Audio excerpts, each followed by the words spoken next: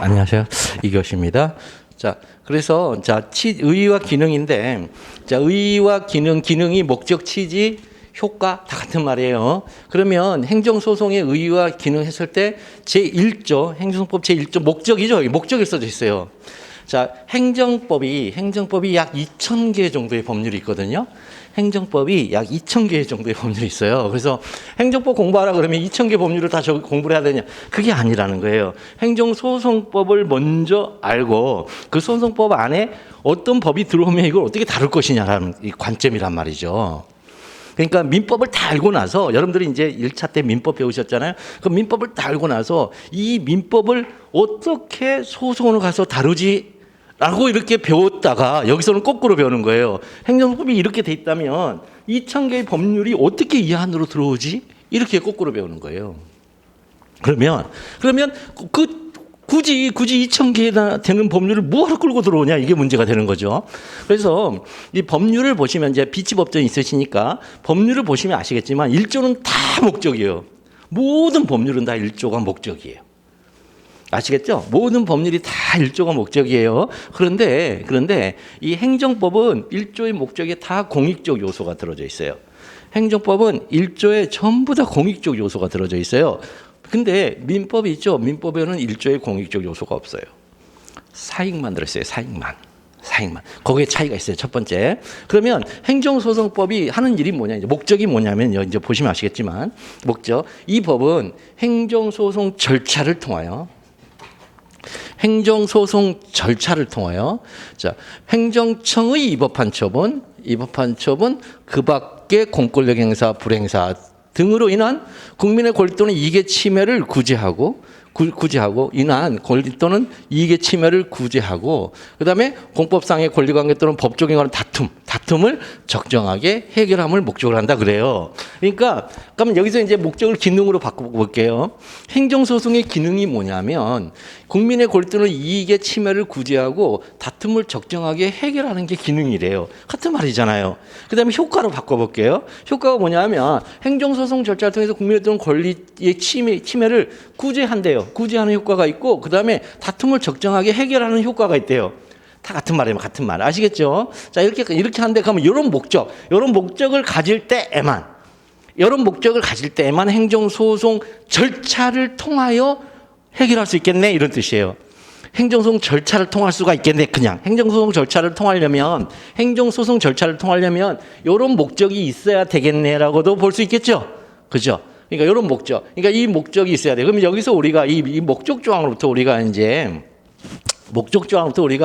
이 공부, 수험적으로 우리 어떤 인투이션을, 직관력을 하나를 이제 빼내야 되는데, 첫 번째는 행정소송 절차가 정말 중요하다.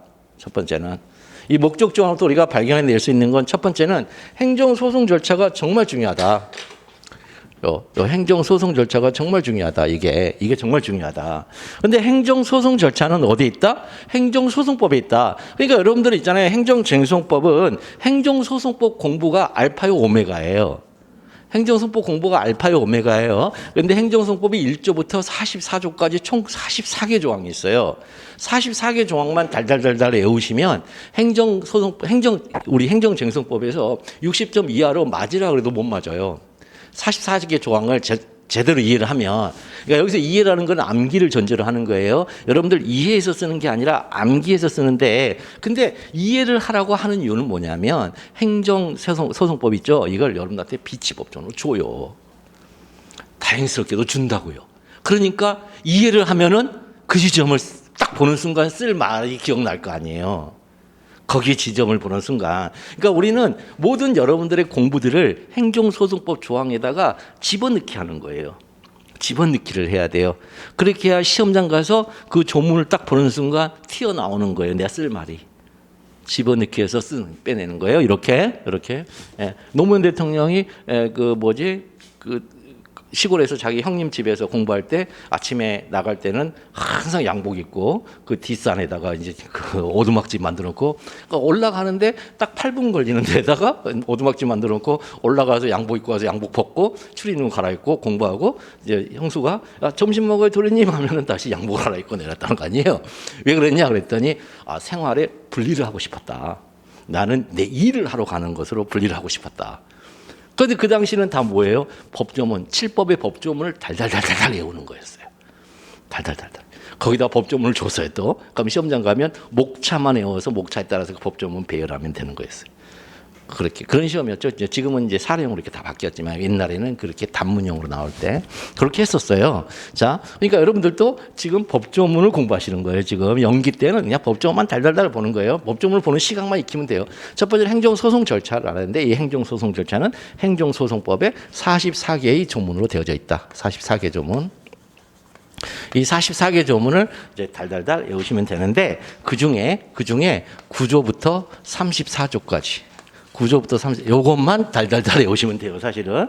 이 구조부터 34조, 이 25개 조문 정도를 달달달달달 외우시면 왜 그렇게 외우는 거냐? 예, 이게 이제 취소소송인데 이 취소소송 이 조문을 가지고 무효확인 소송에다가 준용하고 여러분들 민법에서 준용 배우셨죠? 그 다음에 부자이왕이 소송에다가 준용해버리고 당사자 소송에다가 준용해버리고 기관소송과 그 다음에 주민소송에다가도 준용을 해버려요. 기관소송에, 민중소송에다가도. 이렇게 준용을 해버려요. 준용을. 그러니까 준용을 하니까 조문이 확 준 거예요. 원래는 준용을 못하면 하나씩 다 재진술해서 조문을 다시 다 만들어 놨어야 되는데 그게 입법 기술적으로 축약하는 기술이거든요. 이 준용이. 그래서 딱 준용을 해버려요. 그래서 이 구조부터 34조까지는 달달달달달 알고 계셔야 돼요. 요거 달달달 알고 계시면 돼요. 요거를 이제 제가 전달해 드릴 거예요.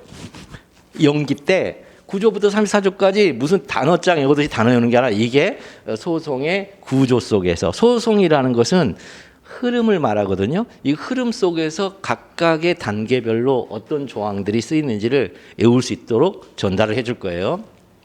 그 다음에 이제 소송 절차 통해서 그 다음에 두 번째는 행정청의 위법한 처분이래요. 처분과 그 밖에 공권력의 행사 불행사죠. 공권력의 행사죠. 그러면 위법한 처분 그 밖에잖아요. 그럼 그가 뭘 가리키냐면 처분을 가리키죠. 그러니까 처분 그 밖에 공권력의 처분 밖에 공권력의 행사죠. 처분 그 밖에니까 처분 밖에 공권력 행사죠. 근데 요것도 말이 굉장히 독특한데 요것들이 제2조, 제1항, 제1호로 가면 요 말이 뭔 말인지를 가르쳐줘요. 다시. 제2조, 제1항, 제1호로 가면 요 말이 무슨 말인지를 가르쳐줘요. 그러면 여기서 두 번째는 이 소송 절차를 언제 이용할 수 있어요? 행정청의 처분의 성격이 위법할 때 이용할 수 있죠. 위법하다고 내가 주장할 때 원고가 위법하다고 주장할 때 비로소 이용할 수 있죠. 그런데 너무나 다행스럽게도 우리한테는 여기가 시험 범위가 아니에요. 너무나 다행스럽게도 이 위법하다는 게 시험 범위가 아니에요. 위법하다는 걸 판단하라는 시험 범위가 행정법이에요. 그러니까 여러분들한테 얼마나 좋아요. 여기가 관심이 없어요. 그래서 위법하다는 걸 블랙박스로 처리해서 줘요. 여러분들한테. 그렇게 해야 어디를 물어볼 수 있어요? 판결을 물어볼 수가 있으니까.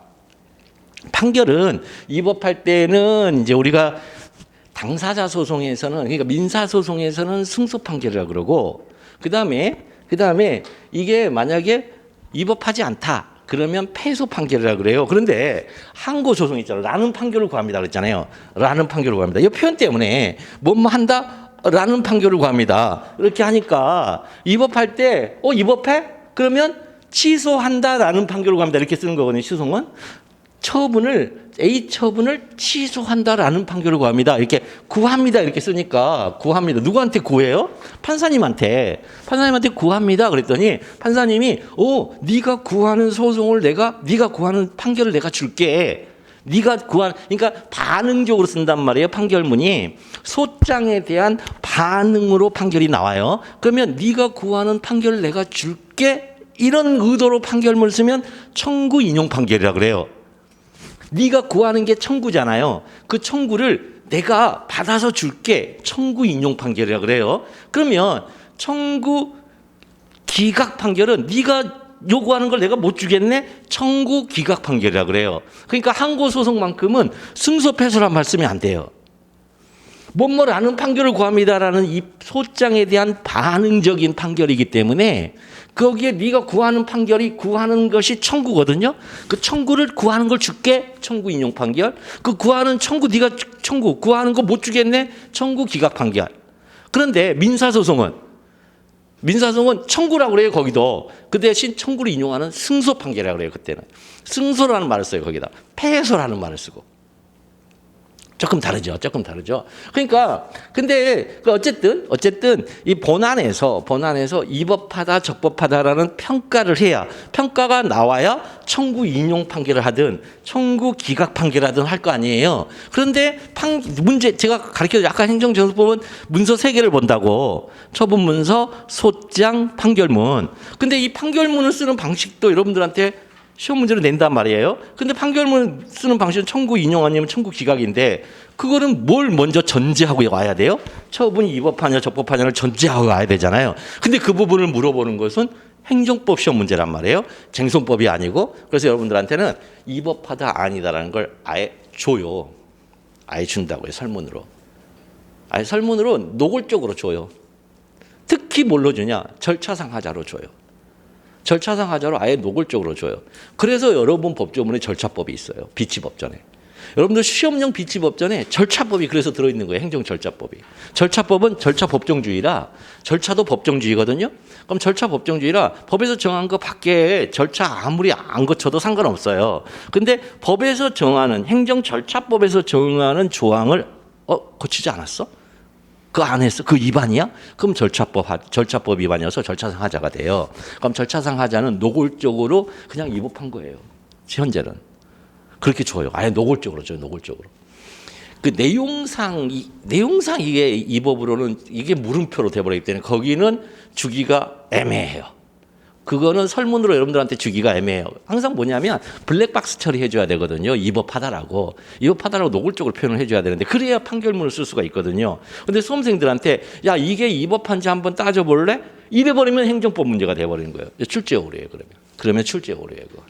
그러니까 그런 것들 좀 이해를 하시고. 그래서 첫 번째는 이거 이해하시고 그다음에 딱히 할 게 없어요. 지금 여기서는 우리가 공부를 할 그래서 딱 하나밖에 없어요. 우리 목적 조항에서 우리 행정쟁송법에 있어서의 목적 조항에서 우리가 수험적으로 눈치챌 만한 것은 소송법 규정 특히 9조부터 34조를 달달달 외워야 되겠구나. 암기해야 되겠구나. 그것만 여기 목적 조항부터 우리가 튀어나와요. 그리고 두 번째는 어느 때만 이용할 수 있냐 하면 국민의 권리 또는 이익의 침해를 구제하고 다툼을 적정하게 해결한다. 이거죠. 그러면 다툼의 적정한 해결을 전제로 하는 것은 뭐냐면 어려운 말이 아니에요. 다툼의 적정한 해결을 전제로 하는 것은 이 권리 또는 이익의 침해를 받은 자가 없다는 뜻이에요. 이거. 그러니까 이제 권리 관계에서는 이익의 침해를 받는 건데 법 적용에 관한 공법상의 권리 관계에서 이건 당사 소송을 가리키고 그다음에 법 적용에 관한 다툼에 대해서는 이거는 기관 소송, 민중 소송을 가리키는 거예요. 그다음에 여기 위법한 처분을 다투는 것은 항고 소송이에요. 그러니까 이 안에 다 들어 있어요. 목적 조항 안에. 여기 안에서는 뭐뭐로 인한 할 때 이 앞에는 여기를 뭐라 한다? 항고 소송. 여기 항고 소송. 그다음에 권리 관계 당사자 소송, 그 다음에 법 적용, 기관 소송, 민중 소송 이렇게 가리키는 거예요. 아시겠죠? 그래서 요거 때문에 의의 및 기능, 목적 조항 때문에 이 목적을 실현하기 위한 행정소송의 종류를 이제 얘기해줘요. 3조하고 4조에서. 3조와 4조에서 이 1조의 목적 조항을 실현하기 위한 현실의 수단으로서의 소송의 종류를 얘기를 해줘요. 그 소송의 종류가 앞에 위법한 처분을 이제 다루는 소송, 공법상의 권리관계를 다루는 소송, 그 다음에 법 적용에 관한 다툼을 다루는 소송 이렇게 소송이 이 목적 안에 3개가 들어있는 거예요.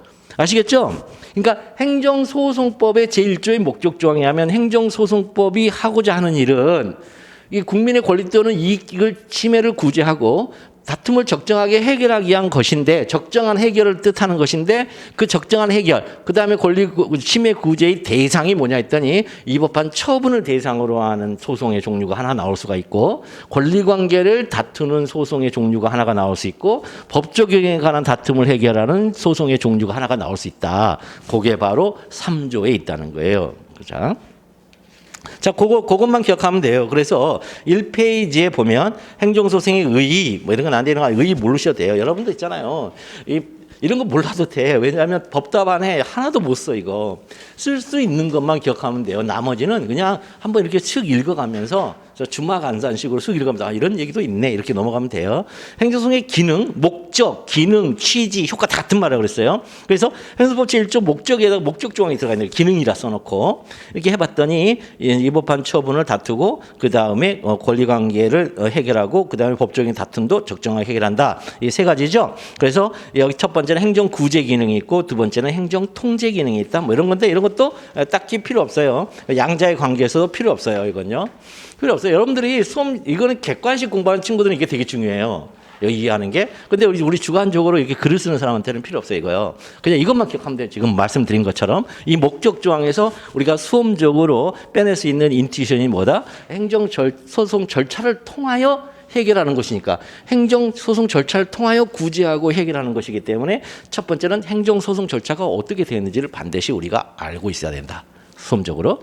두 번째는 여기에 보니까 이 다투는 소송의 종류가 이 목적을 실현하기 위한 소송의 종류가 세 개가 나올 수 있게끔 되어져 있다. 첫 번째는 위법한 처분 그 밖의 공권력에서 불행사를 다루는 소송 형식이 필요하고 두 번째는 공법상의 권리관계를 다루는 소송 형식이 필요하고 세 번째는 법 적용에 관한 다툼을 적정하게 해결하는 소송 방식이 필요하구나. 이 목적정에서 우리가 빼낼 수 있단 말이에요. 그러니까 기능, 취지, 종류, 효과 다 같은 말을 하니까. 그러니까 여기서 이 안에 종류가 이미 들어가 있는 거예요, 내재적으로. 그래서 딱 볼게요, 종류. 그럼 종류 딱 봤더니 이제 이렇게 나오는 거예요. 그러니까 하나씩 이렇게 되어져 있어요. 의외로 이 법률 조문이 굉장히 논리적이에요, 흐름이. 그래서 행정소송의 이제 종류를 봐봤어요. 종류를 봤더니, 나왔죠? 자, 처분 등이나 부작위, 처분 등을 원인으로. 이런 식으로. 자, 그래서 여기서 보면은 항고소송은 아까 목적에서 위법한 처분이 있죠. 처분의 위법성을 다투는 소송이에요. 위법성 다투니까 항고소송, 행정청의 처분 부작위에 대해 제기하는 소송이죠. 자, 여기서 조금 더 우리가 이제 살짝 항고가 이제 뭔지를 한번 알아보자고요. 항고 소송이라 하는데 이 항고가 뭐냐는 거야. 항고. 자, 이 고라는 것은 어려운 말로 공권적 결정이라 그래요. 공권적 결정. 공권적 결정은 이 안에 뭐가 숨어져 있어요?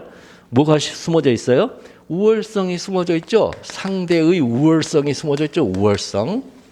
상대가 나보다 우월하다는 것이 숨어져 있어요. 공권적 결정 안에는. 근데 이 공권적 결정이 우리 국민과의 관계에서 이 공권적 결정은 주로 세 영역에서 문제가 돼요. 공권적 결정이 첫 번째, 행정부의 공권적 결정. 행정청이라 할게요. 그냥 아주 노골적으로. 행정청의 공권적 결정. 그 다음에 검사의 기소라는 공권적 결정. 그 다음에 법관의 재판 과정에서의 공권적 결정. 그러니까 재판 과정이에요. 판결문이 아니에요. 그러니까 행정청의 공권적 결정이 있고 그다음에 검사의 불기소 기소라는 공권적 결정이 있고 법관의 재판까지 공권적 대표적인 게 이제 우리가 배우겠지만 제23조의 집행정지예요. 집행정지 결정이에요. 집행정지는 누가 결정을 하냐면 판사님이 결정을 해요. 처분청에 처분이 막 진행되고 있는데 건축 허가가 나왔어요. 그럼 옆집이 봤더니 저 건축이 연탄 공장이네. 옆집 사람은 이제 미치고 팔짝 뛰는 거죠. 왜? 여름에 이제 창문을 못 열어요. 그 하얀 집이 어느 순간 검은 집이 돼 있어요. 이렇게. 그러니까 그걸 이제 못하게 하기 위해서 건축허가 취소송을 제기했는데 원래 취소소송을 제기해도 원칙이 집행부정지예요. 취소송을 제기한다 해서 그 건축이 건축 앞으로 하지 마. 건축 허가 안 돼. 이런 거 없어요. 그냥 건축 허가 받았기 때문에 건축에 착수해 버려요. 그러니까 그런 일이 이제 벌어지니까 그러면 이겨도 소용이 없잖아요. 그래서 건축 행위로 착수하지 못하게끔 정지를 시켜놔야 될 거 아니에요. 그걸 바로 집행정지라는데 그걸 누가 시키느냐? 법관이 시켜요. 그 집행정지를 법관이에요. 법관이. 처분청이 하는 게 아니고 미안해 소송이 제기됐으니까 우리가 집행을 정지할게 그런 게 아니에요. 법관이 하지 마 더 이상 하지 마 이렇게 집행 정지시켜요. 자 이렇게 됐을 때 자 이렇게 행정처의 공권적 결정도 행정청의 우월성을 전제로 하고 있고 검사가 불기소 기소 이 결정도 검사의 불기소 기소 결정도 검사의 우월성을 전제로 하고 있고 그다음에 법관의 재판 과정의 공권적 결정도 이 법관의 우월성을 전제로 하고 있어요. 이게 다 이거 뭐예요? 다 입법부만 없죠. 입법, 행정, 사법이죠. 입법부에서만 공권적 결정이 나올 수가 없어요. 입법부에서만. 입법부는 국민을 상대로 바로 국민 개개인을 상대로 너 이거 해 저 이렇게 하는 지시하는 기관이 아니에요. 입법부는 뭐예요? 법률을 만드는 기관, 일반 추상적으로 법률을 만드는 기관인 것이지 너 이거 해 저거 해 이런 게 없는 거죠. 이런 거. 그래서 행정처의 공권적 결정이기 때문에 이런 것들 다 뭐라 하냐면 이걸 다 고라고 그래요. 공권적 결정에서 이거 다 고예요. 이거 고. 이거 다 고예요. 그러면 그 고가 나왔어요. 이 고가 나왔을 때 이 항은 뭐예요? 수용하지 못한다. 나 받아들이지 못해. 이런 뜻이죠. 받아들이지 못해. 그러니까 이 항자가 저항의 항자죠. 항이에요. 항. 영어로 프로테스트. 저항이죠. 저항. 반항. 수용 불가능. 내가 그거 왜 받아야 돼? 이런 거. 이걸 항이라 그래요, 이거. 그러면 당연히 이 앞에다 붙이면 되죠. 항고죠, 항고. 이것도 항고. 못 받아주죠, 항고. 이것도 못 받아주죠, 항고. 못 받아준단 말이에요. 그런데 못 받으는데 행정청의 공권적 결정만큼은 소송으로 간다 그래요. 항고 소송. 그래서 소송자를 붙였어요. 이 공권적 결정이 누가 내냐에 따라서 달라지는 거예요. 그거를 해소하는 수단이 그다음에 이거 앞에다 붙였어요. 특별한 거. 그다음에 요거는요. 즉시한 거. 이렇게 붙였어요. 왜 이렇게 붙였냐면 법 때문에요. 검찰청법에서는 특별한 거 하라고 그랬어요. 그런데 요거는 행정소송법 보면은 23조 한번 볼게요. 23조. 행정소송법 23조. 행정소송법 23조 보면은 저기 190페이지 23조를 보면 집행정지 해놓고 5항 동그라미 5자가 5항이에요. 제23조 그다음에 제자를 꼭 붙여야 돼요. 여러분 제23조 동그라미 5 이렇게 쓰시면 안 돼요. 제5항 이렇게 써야 돼요. 그래서 제23조 제5항에 보면 거기도 나왔잖아요. 동그라미 2를 제2항이라 하잖아요. 제2항의 규정에 의한 집행정지 결정, 집행정지의 기각의 결정에 대하여는 즉시 항고할 수 있다. 이 즉시 항고가 항고 제도를 말하는 것이지 항고하려면 그 자리에서 즉시해 임마 이런 뜻이 아니에요. 즉시 항고는 이 항고 그러니까 공권적 결정에 대하여 다투는 방식을 말해요. 즉시 항고라는 거예요. 그게. 즉시 항고라는 제도를 말해요. 그러면 행정청의 처분은요. 행정청의 공권적 결정은 처분이 돼서 항고 소송이라는 형식으로 다투어라. 이런 뜻이 아셨죠? 이제 항고란 말이 무슨 뜻인지 아시겠죠? 이제 이 말을 왜 이렇게 하려고 그러냐면 항고로 가려면 기본 전제가 필요하죠.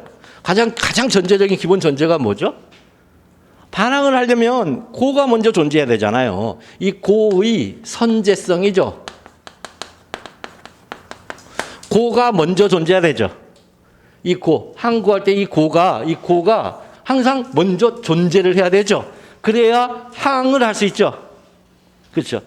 고가 존재해야 항을 할 수가 있죠. 요거 꼭 머릿속에 갖고 계세요. 요 말을. 요거 때문에 기본 전제 이 전제 때문에 의무행 소송이라든가 예방적 부작위 소송이 인정이 안 되는 거예요. 의무행소송은 뭐예요? 행정청이 내가 신청한 걸 안 준다. 법원아, 네가 나 좀 줘. 그러면 행정청에 고가 있는 거예요, 없는 거예요? 없는 거죠. 고가 없으니까. 고가 없는데 법원한테 해달라고 하잖아요, 고를. 행정청을 대신해서. 안 된다는 거예요, 우리 항고소송의 구조상으로. 우리 항고소송의 구조는 뭐예요? 고가 먼저 존재해야 돼. 그래야 항고소송이야. 그러면 항고소송은 어떻게 쓰는 거라고요? 판결문을? 라는 판결을 구합니다라고. 그러면 의무행소송은 뭐예요? 처분청에게 건축허가를 한다라는 판결을 구합니다. 이렇게 쓴다는 거예요. 올해 시험 문제는 뭐뭐를 하여서는 아니 된다라는 판결을 구합니다를 쓸 수 있냐는 거예요. 올해 시험 문제가. 그러면 뭐뭐 하지 마라. 즉 이제 건축 허가를 하여서는 아니 된다라는 판결을 구합니다. 그러면 건축 허가가 있는 거예요, 없는 거예요? 없는 거죠. 앞으로 줄 고를 미리 못하게 만드는 거잖아요. 앞으로 예상되는 고를 미리 못하게 하는 거잖아요. 그죠? 그러니까 거기도 항고소송의 기본 구조성에서 벗어나죠. 선제성이라는.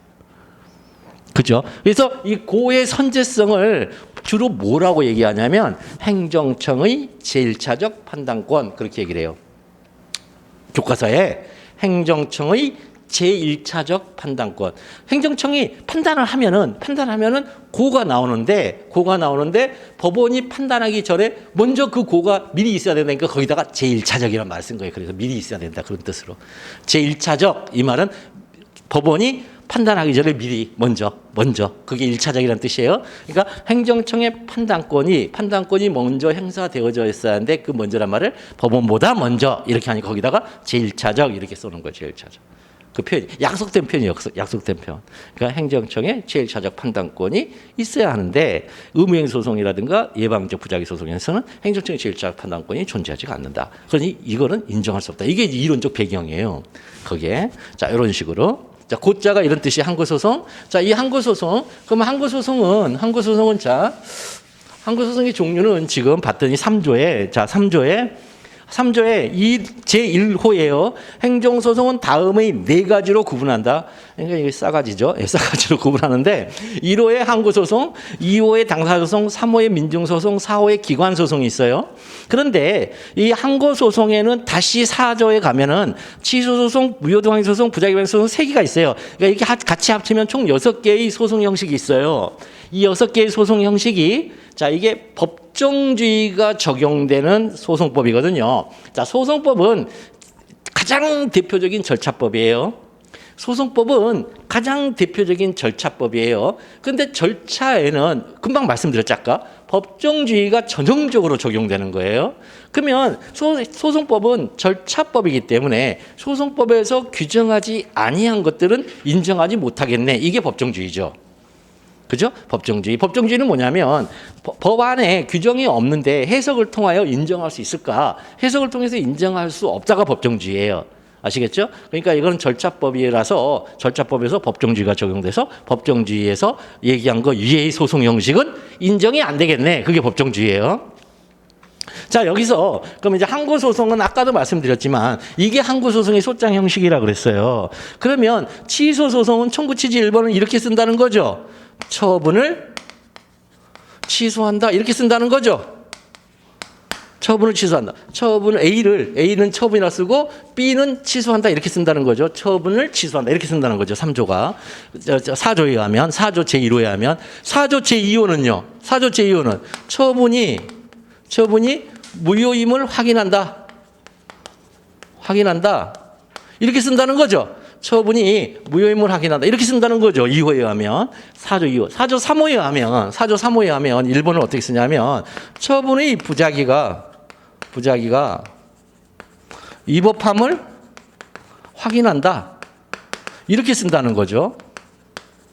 이렇게 처분의 부작위가 위법함을 확인한다 이렇게 쓴다는 거죠. 지금 이게 지금 4조에 있잖아요. 항고소송은 다음과 같이 구분한다 해놓고 1번의 취소에 행정청의 위법한 처분 등을 취소 또는 변경하는 소송 이렇게 써놓고 이 표현으로부터 청구 취지 1번을 어떻게 써?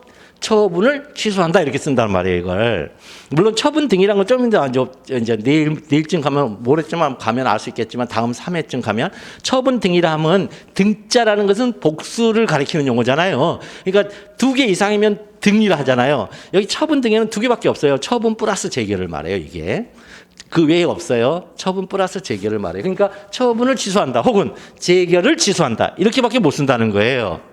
또 처분이 무효임을 확인한다 혹은 재결이 무효임을 확인한다 이렇게밖에 못 쓴다는 거예요.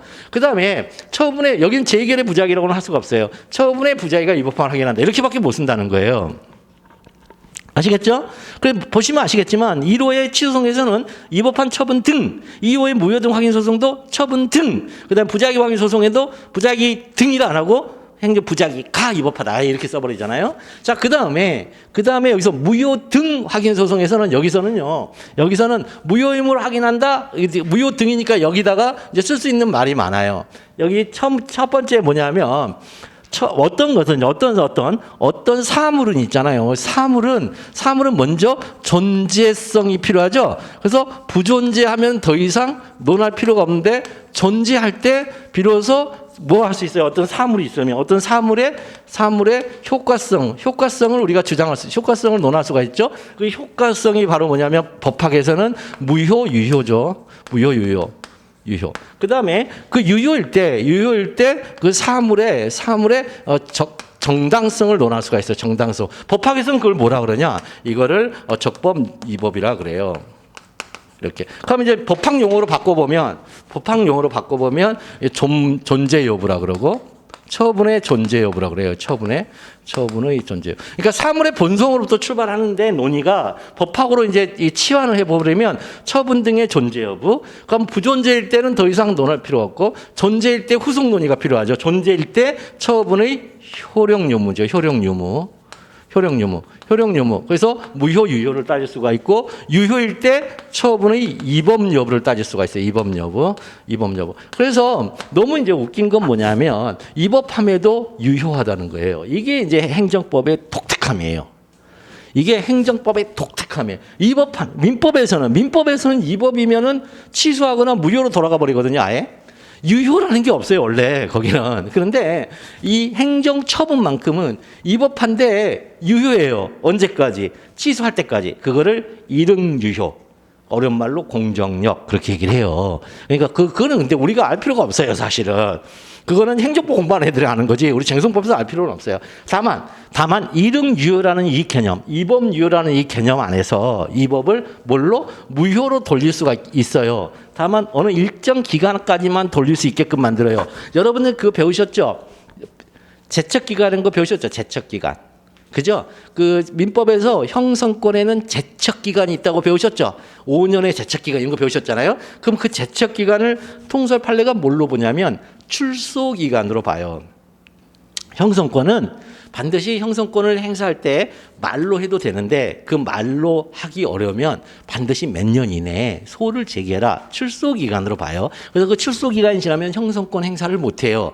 마찬가지로 지금 취소잖아요. 지금 취소송이잖아요. 혹은 무효임을 확인하잖아요. 취소. 이 이법 상태를 무효로 돌리는 거니까 이건 취소잖아요. 그러니까 유효 상태를 무효로 돌리는 이걸 취소라 그래요. 취소는 뭐다? 유효를 무효로 돌리는 걸 취소를 하는데 이 취소는 형성권이잖아요. 형성권이니까 당연히 제척기간이 필요하죠. 근데 소송에서는 제소기간이라 그래요. 그걸. 제소기간. 그 제소기간인데 왜 제소기간이 왜 필요해요? 이릉유효이기 때문에 제소기간이 필요해요. 이 이릉이라는 말은 무슨 얘기냐면 어떠한 사건이 일어나기 전까지 이렇게 얘기를 해요. 이릉이란 말은 일본 한자인데 우리 한자는 일본 한자인데 어떠한 사건이 일어나기 전까지 이걸 이릉이거든요. 그러면 이릉 유효니까 어떠한 사건이 일어나기 전까지 유효네. 그 어떠한 사건이 뭐야? 취소되기 전까지 이런 뜻이에요. 취소되기 전까지는 유효하네. 그게 이릉 유효예요. 근데 문제는 취소가 형성권이기 때문에 민법에 출소기간이 있는 것처럼 여기도 그 제한이 있다. 출소기간이. 그게 뭐다? 제소기간에 제한이 있다. 그런 뜻이에요. 하나씩 다 이렇게 연결돼요. 논의라는 게. 자, 요걸 이제 기억을 해주셔야 돼요. 요거 기억이 돼. 그러니까 종류가 이렇게 돼 있어요. 그러니까 뭐뭐라는 판결을 구합니다라고 쓸 때에는 처분을 취소한다 이렇게 쓴다거나. 그러니까 A자가 여기 A가 뭐냐면 처분, 그다음에 처분의 부작위 이걸 여기다 쓸 수 있고, 그다음에 B자 뒤에는 뭘 쓴다 이렇게 쓴다는 거죠. 취소한다, 그다음에 무효임을 확인한다, 위법함을 확인한다 이렇게 쓴다는 거예요. 여기 B에다가는 이렇게. 그러니까 앞에다가는 이렇게 쓸 수 있고 뒤에 수로 부분에는 이렇게 쓴다. 요렇게 쓰는 거예요. 요게 3조와 4조 얘기예요, 지금. 그다음에 이제 2호의 당사자 소송이죠. 이 당사자 소송. 이게 이제 우리 시험 문제 이제 여기까지가 우리 시험 범위는 여기까지예요. 우리 시험 범위는 여기까지. 너무나 좋아요. 행정쟁송법은 있잖아요. 진짜 좁아요. 행정쟁송법에서는 불이타가 없어요. 불이타가. 근본적으로 불이타가 없어요. 왜? 아니 이법성을 따지지도 않아. 처음에 이법성을 따지는 것도 없어. 또 기관소송하고 민중소송은 아예 다루지도 못해요. 왜?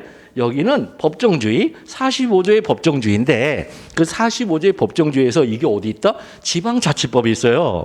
이 민중소송하고 기관소송은 지방자치법이 있어요. 지방자치법 27조의 주민소송으로 지방자치법 188조부터 192조 사이에 기관소송으로 있어요. 근데 이걸 어떻게 물어봐? 우리 시험에 못 물어봐요. 물어보면 행정법이에요. 지방자치법을 물어보는다는 뜻이에요. 이건요. 지방자치법을 물어보기 때문에 이건 물어보면 행정법이 돼버려요. 그래서 시험 문제 못 물어봐요. 분명히 있는데도 못 물어봐요. 결국 시험 문제 묻는 건 여기하고 여기인데 여기는 실질적 어려운 말로 실질적 당사자 소송, 형식적 당사자 소송 이거 두 개만 있어요. 실질적 당사자 소송, 형식적 당사자 이 두 개가 있는데 일단은 이해 안 되더라도 이렇게 살짝 듣기만 해놓으세요. 지금은 이게 여기 있는데 여기서도 형식적 당사자 소송 물어보기가 정말 무서워요. 왜 그러냐? 형식적 당사자 소송은 토지보상법이 있어요.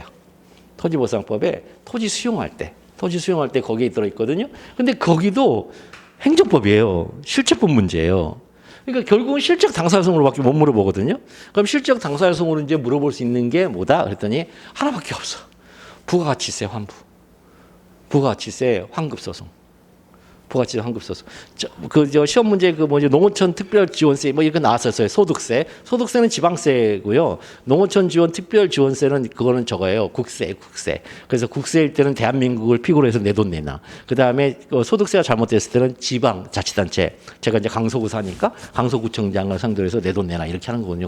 이제 이런 식으로 이제 하는 건데 거기서는 그러니까 이 실질적 당사자성은 그 관점이 피고가 누구냐를 제대로 아느냐. 그게 거기서는 답이에요. 피고가 누구지가 답이에요. 여기는 피고를 누구로 하지? 국세일 때는 대한민국, 지방세일 때는 그 사람이 거기 설문에 나와 있는 그 지방자치단체 이름 무슨 도 무슨 군 이렇게 실질 당사 형식 당사로 시험 문제 못 내고 여기는 못 내고 여기 내면은 진짜 그 내면은 제가 보기엔 양심불량 출제자가 그래도 이제 우리는 공부를 해야 돼요. 그래서 여기까지는 제가 이제 전달을 해야 돼요. 왜냐면 진짜 이게 브리타를 쓰고 있거든요. 이게 안 나온다 했는데 나와버린 브리타죠. 개인적으로 브리타죠. 객관적으로 브리타가 아닌데 여기까지 시험범이긴 해요. 그러니까 그것까지 전달을 해드릴 거예요. 자, 그다음에 자 그래서 여기 보면은 다시 소장 지워버리면 안 되는데 어쨌든 이런 식으로 이제 소장이 이루어져요. 그러니까 소장은 청구 취지 1번을 쓰는 방식에 대해서 행정법 4조는 뭐뭐라는 판결을 구합니다. 할 때 청구 취지 1번을 쓰는 방식에 대해서 이거는 가르쳐준 용어다 이건. 아시겠죠? 한번 다 읽어보면 청구 취지 1번. 자, 취소송은 행정청에 위법한 처분을 취소 또는 변경하는 소송. 이러니까 행정청에 위법한 처분을 취소한다. 위법이란 말도 원래는 안 쓰거든요. 왜냐하면 아까 얘기했던 것처럼 위법은 여기다 쓰니까 청구 원인에다 쓰니까 행정청에 처분을 취소한다. 왜? 위법하니까. 그래서 위법한 처분을 취소한다 그렇게 되는 거거든요. 자, 결론적으로 그래서 행정청에 처분을 취소한다 이렇게 쓰는 거예요. 이게 뒤에 있는 변경이 있죠. 그 변경은 변경한다라고 쓰질 않아요. 이거는. 그 변경은 변경한다. 행정청에 처분을 변경한다라는 판결을 구합니다. 이렇게 안 써요. 그렇게 안 써요. 왜냐하면 판례가 그렇게 쓰지 말래요. 그냥 취소한다라고만 쓰래요. 그래서 취소한다라고만 썼는데 가서 봤더니 이거 일부 취소할 수 있네? 그럼 일부 취소해 주겠다는 거예요. 그게 변경이라는 뜻이라는 거예요. 그건 뒤에 가서 다시 얘기해 드릴게요. 그러니까 취소한다라고만 쓰는 거예요. 취소한다라고만 썼는데 가서 봤더니 이건 전부 취소해야 되겠는데 그럼 전부 취소? 전부 취소 말고 일부 취소 되겠다. 야, 그럼 판례가 알아서 일부 취소해 주겠다는 거예요. 그것도 가서 이제 그거 우리 시험범위예요. 변경이. 그다음에 이유에 하면 무효등 확인 소송. 무효등 확인 소송에서 아까 지워버렸네. 자, 그래서 처분에 무효 등에서 이 등자가 뭐냐라는 거죠. 무효 등이 처분의 존재 여부. 그래서 부존재, 존재일 때 처분의 효력 유무 했을 때 무효, 유효. 그다음에 처분의 위법 여부 했을 때 적법, 위법 할 때 무효등 확인 소송 이 뒷부분 여기는 취소 소송의 대상이에요.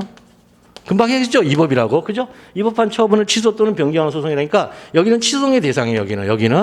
여기 뒷부분은. 그럼 이 앞부분에서 자, 부존재 확인 소송, 존재 확인 소송, 무효 확인 소송, 유효 확인 소송. 이게 다 가능하다는 거예요. 무효 등 안에 등자 안에는 무효가 대표 선수로 나와 있지만 사실은 처분 부존재 확인 소송. 처분이 부존재임을 확인한다. 처분이 존재함을 확인한다. 처분이 무효임을 확인한다. 처분이 유효임을 확인한다. 그 다음에 마지막으로 처분이 있잖아요. 자기가 이제 취소는 유효 상태를 여러분 민법에서 배우셨으니까 무효 상태로 의도적으로 넘기는 행위예요. 의도적으로 넘기는 행위. 그러니까 이 의사표시자가 자기가 의도적으로 유효인 걸 무효로 넘기는 걸 취소라 그래요. 그런데 내가 의도하지도 않았는데 지가 알아서 유효에서 무효로 구렁이 담 넘어가듯이 스르륵 넘어갔어요. 이게. 요걸 뭐라 그래요, 요거를 실효라 그래요. 요걸 실효. 실효란 말이 어려운 말이 아니에요. 그래서 실효의 실효. 그래서 실효 확인 소송이 있어요. 처분이 실효되었다. 처분이 실효되었다라는 판결을 구합니다. 이거. 실효됨을 확인했다. 처분이 실효됨을 확인한다. 그러니까 이 확인하는 게 부존재임을 확인한다. 처분이 부존재임을 확인한다. 처분이 존재함을 확인한다. 처분이 무효임을 확인한다. 처분이 유효임을 확인한다. 처분이 실효됨을 확인한다. 이렇게 쓸 수 있다는 거예요. 무효동 확인 소송의 등자에. 등자 안에는 이게 5개 소송이 있어요. 확인 소송이 5개가 있어요. 부존재를 확인하는 방법, 존재를 확인하는 방법, 무효 확인, 유효 확인, 실효 확인. 이렇게 총 5개가 있어요. 등자 안에 이 5개가 있는데 그 중에 뭐 존재, 부존재 요거 나름대로 다 법률적 의미가 있긴 해요. 부존재일 때 법률적 의미, 존재일 때 확인을 받았을 때 그 의미들이 있는데 이제 우리 수험생 입장에서는 이 무효로만 접근해도 상관없어요. 무효로만 보는 거예요. 무효당해서 나머지들은 이제 잘 안 배우니까 그냥. 근데 이게 사실은 이것도 중요하긴 한데 나름의 법률 상태마다 중요성이 있긴 한데 우리 시험적으로는 크게 물어보는 영역은 아니다. 그러니까 무효동 확인 소송에 해놓고 그냥 무효 확인 소송 머릿속에 이렇게 갖추고 있어도 상관없다는 거예요. 자, 그다음에 부작위 확인 소송은 행정청의 부작위가 위법하다. 행정청의 부작위가 위법하다라는 것을 확인하는 거죠. 부작위 위법 확인 소송이죠. 그러니까 행정청의 부작위가 위법함을 확인한다라는 판결을 구합니다. 이렇게 확인한다. 그러니까 확인 소송은 확인한다라는 판결을 구합니다. 취소송은 취소한다라는 판결을 구합니다. 이렇게 수로가 정해져 있다는 거예요. 자, 그다음에 이제 교과서 보면은 뭐 목적에 따른 분류, 성질에 따른 분류, 그다음에 행정소송법에 따른 분류 이런 거 나오는데 이거는 딱히 그렇게 큰 의미는 없어요. 보시면 아시겠지만 자, 여기 보면은